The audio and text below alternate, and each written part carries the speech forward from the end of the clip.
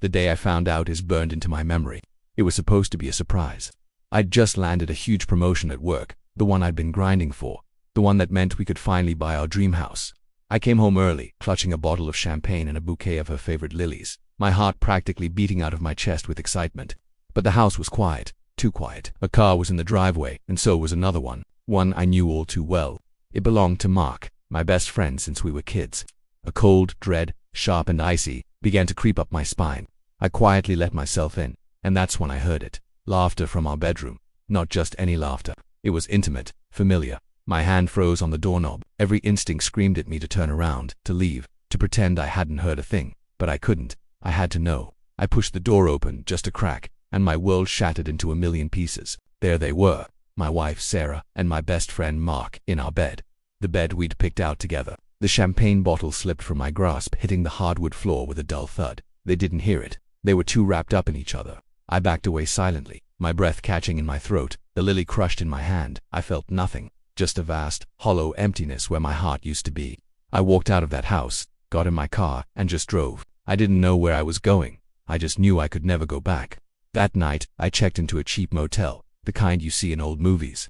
The floral wallpaper was peeling and the whole place smelled of stale cigarettes, but I didn't care. I sat on the edge of the lumpy bed staring at the wall, replaying the scene over and over in my head. Betrayal is a funny thing. It doesn't just hurt. It rewrites your past. Every memory, every laugh, every I love you was now tainted a lie. All those late nights Mark was working, all those times Sarah was out with the girls, it all clicked into place with sickening clarity. The initial shock gave way to a white-hot rage. I wanted to scream, to break things, to make them feel even a fraction of the pain I was feeling. But then, a strange sense of calm washed over me. An eye for an eye would leave everyone blind. A screaming match would just give them the satisfaction of seeing me broken. No, my revenge wouldn't be loud and destructive. It would be quiet, calculated, and absolute. They had destroyed my world, and I was going to build a new one from the ashes, one they could only watch from the ruins of their own making. The next morning, I called a lawyer.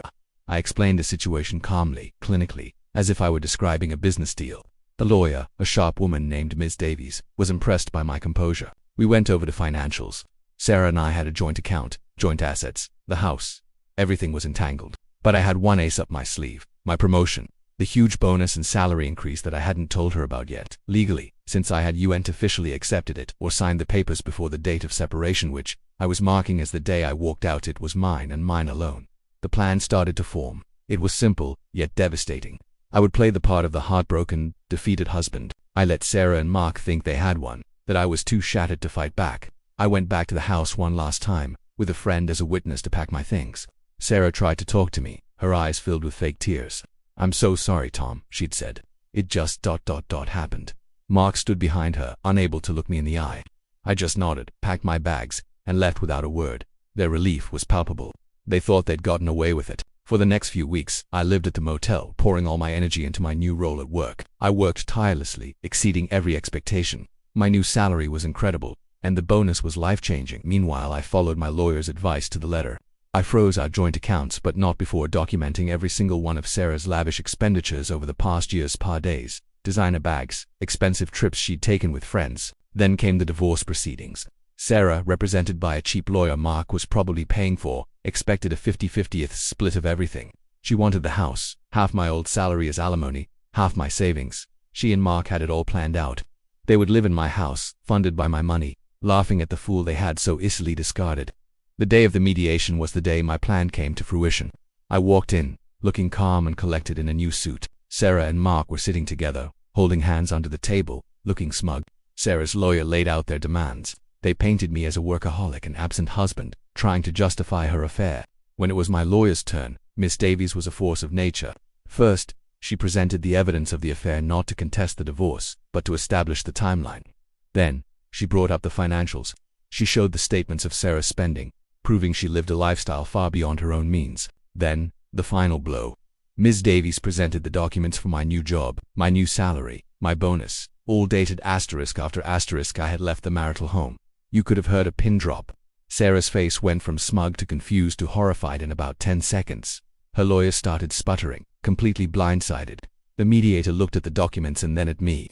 It was all legal, all above board. The assets to be divided were based on our financial situation. Asterisk before asterisk I left. The house would have to be sold and the equity split. Her alimony claim was slashed, given the proof of her infidelity and her own earning potential. The massive nest egg she thought she was getting, it didn't exist for her. Mark looked like he'd seen a ghost. He wasn't just Sarah's lover, he was her financial plan. He suddenly realized he was onto moving into a paid-for house with a woman who had a steady stream of alimony. He was moving in with a woman who now had half the value of a house in debt and a mountain of legal fees. I didn't say a word. I just watched their perfect little world crumble around them. My revenge wasn't in yelling or fighting. It was in the quiet, undeniable truth of the situation. It was in their dawning realization that their betrayal had cost them everything. I took my half of the house sale, my new career, my freedom, and I walked away. The aftermath was interesting. I heard through mutual friends that Mark and Sarah's relationship imploded within months. The financial pressure was too much.